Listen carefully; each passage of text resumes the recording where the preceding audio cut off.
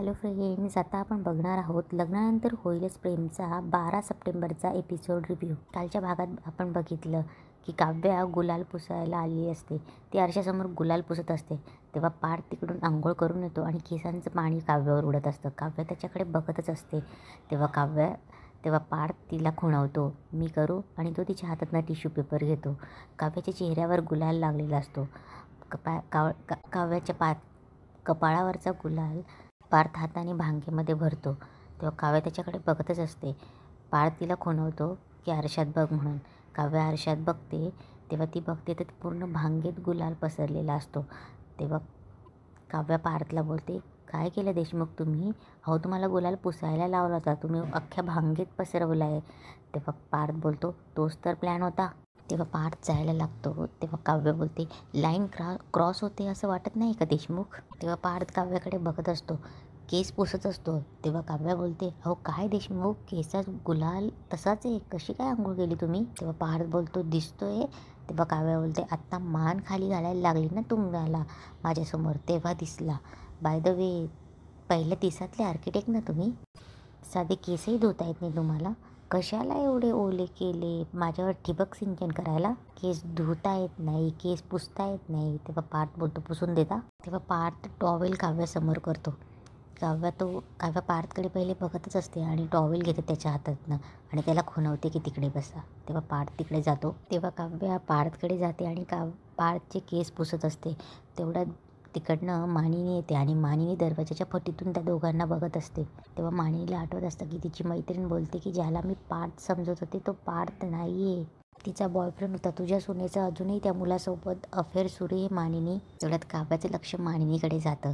काव्या पटकन टॉवेल पार्थवर फेकते. तेव्हा पार्थही बघतो आणि पटकन जातो आणि बोलतो, आई ये ना, अगं ते गुलाल पडला होता ना केसांवर, ते काव्या पुसून देत होत्या. तेव्हा काव्या बोलते, अगं बाई, दुधाचा वास येतोय वाटतं. तेव्हा मानिनी बोलते, ते मी कॉफी करत होते ना, तू गेलं असेल बहुतेक, गॅस पण खराब झाला असेल. तेव्हा पार्थ बोलतो, मी बघतोच, आलोच. तेव्हा काव्य बोलते, मानिनी काकू, तुमचा मुलगा ना एक नंबरचा नमुना आहे. पण मी तुमच्याकडे येणारच होते हे दागिने द्यायला. किती छान दागिने आहेत तुमचे, मजा आली मला हे दागिने घालून. घरात ठेवत नाही ना तुम्ही दागिने, बँकेत ठेवतात ना? बरं आहे, पण ते माझ्या रूममध्ये एवढे महागणे दागिने हे ठेवूनच मला आहेत हे बघूनच मला रात्रभर झोप नाही आली. मजा आली मला गणपतीला. आमच्याकडे गणपती नसतो, ते मामाकडे असतो गावी. लहान होतो तेव्हा जायचो, पण नंतर मोठे झालो, अभ्यास आला, परीक्षा आल्या, फ्रेंड सर्कल वाढलं आणि गावी जाणं राहिलंच. पण ह्यावर्षी देशमुखांच्या गणेशोत्सवाला मी आणि नंदिनीताईने मजा केली. मी पुरणपोळ्या केल्या सगळ्यांसाठी, आवडले ना सगळ्यांना? खरंच खूप मजा आली. तेव्हा काव्य मंगळसूत्रही काढणार, तेव्हा मानिनी बोलते, मंगळसूत्र काढण्याची एवढी घाई? तेव्हा मानिनी बोलते, लग्नानंतरचं मंगळसूत्र गळ्यात टिकवण्यासाठी लग्नाआधीची प्रेमाची गाठ सोडावी लागते काव्या. तेव्हा काव्या बोलते, काय बोलतायत तुम्ही, मला समजलं नाही. तेव्हा मानिनी बोलते, समजवते मी. डायरेक्ट मुद्द्यालाच हात घालते. मला कळलंय, लग्नाआधी तुझं अफेअर होतं काव्या, आणि ते लग्नानंतरही सुरू आहे. हे जे काही मला कळलंय, माझ्या कानावर आलंय, हे बरोबर आहे ना काव्या? तेव्हा मानिनी बोलते, तुझं लग्न कसं झालं, कुठल्या परिस्थितीत झालं हे उगाळत बसणार नाही आहे मी, कारण की तो दिवस आपल्यासाठी एकदम भीषण दिवस होता. आणि हे जेव्हा वसुताईंनी घडून आणलं हे आपल्याला कळलं तेव्हा पुन्हा आपण त्या आठवणीतून गेलो, रडलो, सगळ्यांना वाईट वाटलं. एका क्षणात होतं ते नव्हतं केलं होतं त्या दिवसांनी. तुम्हा सगळ्यांची आयुष्य बदलली, तुमची स्वप्न जळून गेली, कुणाचं प्रेम विझून गेलं, हे सगळंच मान्य का? इतके दिवस मान्य करतेच आहे मी, नाही करत आहे. वैऱ्यावरही वेळ येऊ नये अशी तुम्हा दोघींवर आली होती, तुम्ही दोघींनी ते सगळं सहन केलं, हे मला मान्यच आहे. आणि पदोपदी मी तुमच्या दोघींचं कौतुकही करेल, आजही करते. पण हे फक्त तुमच्या दोघींबाबतीतच घडलं नाहीये, हे माझ्या मुलांच्या बाबतीतही घडलं. त्यांची झळ माझ्या मुलांनाही बसली. हा, जीवाच्या बाबतीत कदाचित त्याने घेतलेल्या निर्णयापेक्षा, त्याच्यावर झालेल्या बळजबरीपेक्षा त्याने घेतलेल्या निर्णयाचा जास्त हात असेल. पण पार्थचं काय काव्या, जशी तुझ्यावर बळजबरी झाली होती तशी पार्थवरही बळजबरीच झाली होती. पण आपल्याकडे ना मुलींवर झालेली जी सक्ती असते ना, तिलाच महत्त्व दिलं जातं. कारण मुलं काही बोलून दाखवत नाहीत, काहीच बोलून दाखवत नाही, त्यांना रडताही येत नाही. आणि माझा पार्थ बिचारा साधा चिडूही शकत नाही गं. त्याने कसे काढले असतील हे दिवस आपण साधं विचारूही शकत नाही. तू किती आदळापट करायचीच, राग करायचीच सगळ्यांचा, पण पार्थने असं काहीच केलं नाही गं. पण स्वप्नांची तोडफोड झालीच ना. त्यांनी काय केलं असेल, कसे काढले असतील हे दिवस. तेव्हा काव्या जे जे काय वागली असेल ना ते सगळं आठवतं. तेव्हा मानिनी बोलते, पण तरीही माझा मुलगा उभा राहिला, त्याने हिंमत दाखवली. त्याच्या पायाखाली जे काटे आले होते ते त्याने जमिनीत रुजले खोलवर, कारण त्याला माहिती होतं त्या काट्यामधून फुलं उगवण्याची हिंमत त्याच्यात आहे. तुझा राग, तुझे टोमणे, तुझे रुसणं फुगणं हे सुद्धा अक्षरशः फुलासारखं झेललंय पार्थने. आणि हे सगळं मी माझ्या डोळ्यांनी पाहिलंय. सांग, खोटं बोलते मी? सांग ना, खोटं बोलते मी? तेव्हा काव्या बोलते, मी कुठे असं म्हणाले. तेव्हा मानिनी बोलते, नाहीच म्हणणार तू, म्हणूनही नाही शकणार तू, कारण तुला माहिती आहे पार्थने खरंच हे सगळं केलंय. तुला न दुखवता, न पडू देता वेळोवेळी माझ्या पार्थने तुला सावरलंय, सांभाळलंय.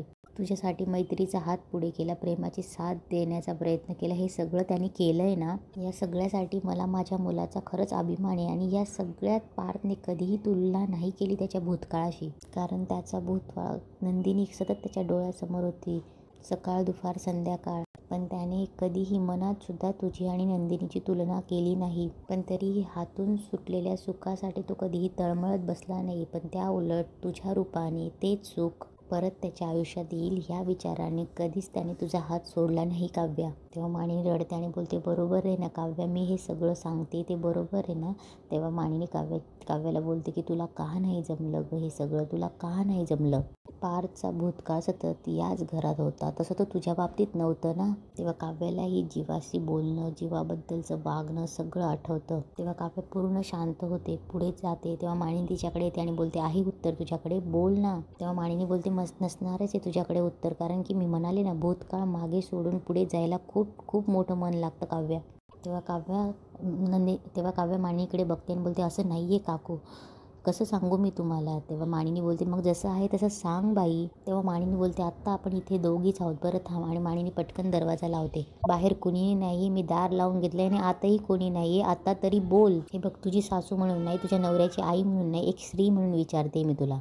काव्या, मला तुझ्याकडनं खरंच एक अपेक्षा नव्हती, लग्नानंतर परपुरुषाशी संबंध ठेवणं. तेव्हा काव्या बोलते, बास, मला बोलायला सांगितलं ना काकू, मग मला बोलायची संधी तरी द्या. नको विचार करून आपल्या दोघींच्याही मनावर चरे का उमटवतायत. तुम्हाला जे कळले ते अर्धवट कळले काकू, आणि अशा अर्धवट माहितीच्या जोरावर तुम्ही मला फटकाराल अशी अपेक्षा नव्हती मला तुमच्याकडनं काकू. नाही, तुम्हाला त्याबद्दल दोष देणारच नाही मी काकू, कारण की ज्या परिस्थितीत माझं लग्न झालं त्या परिस्थितीत माझ्या आईवडिलांना सुद्धा मला विचारून येण्याची हिंमत झाली नाही. तुला कोणी आवडतं का, माझा भूतकाळ काय, कुणीच नाही विचारलं. अगदी लग्न लागेपर्यंत कुणीही माझ्याशी काहीही बोललं नाही.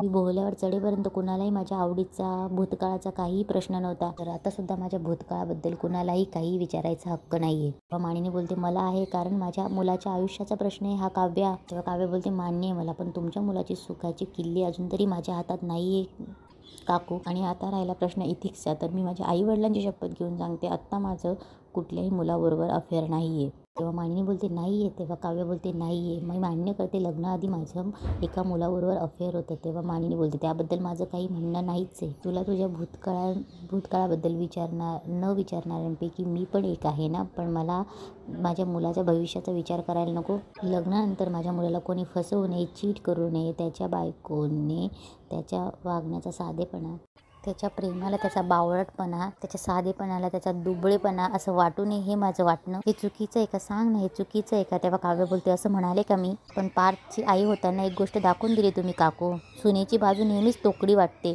मान्य म्हणते, म्हणजे काय म्हणायचंय तुला. तेव्हा काव्य बोलते, हेच जर तुमच्या मुलीने केलं असतं तर कान धरला असता, खडसावून विचारलं असतं तिला. तेव्हा काव्य बोलते, मग खडसवा ना मला. पण काकू, अर्धवट माहितीच्या याच्यावर तुम्ही माझा कान पकडायला जाईल तर नाक मुठीत धरण्याची वेळ येईल, कारण मी काव्य आहे.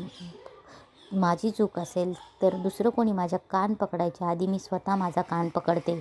एवढंच नाही तर समोरच्या पायावर नाक घासायलाही कमी करत नाही मी. पण जर माझी चूक नसेल तर मात्र मी ऐकून घेणार नाही. आणि इथेच आजचा एपिसोड संपतो.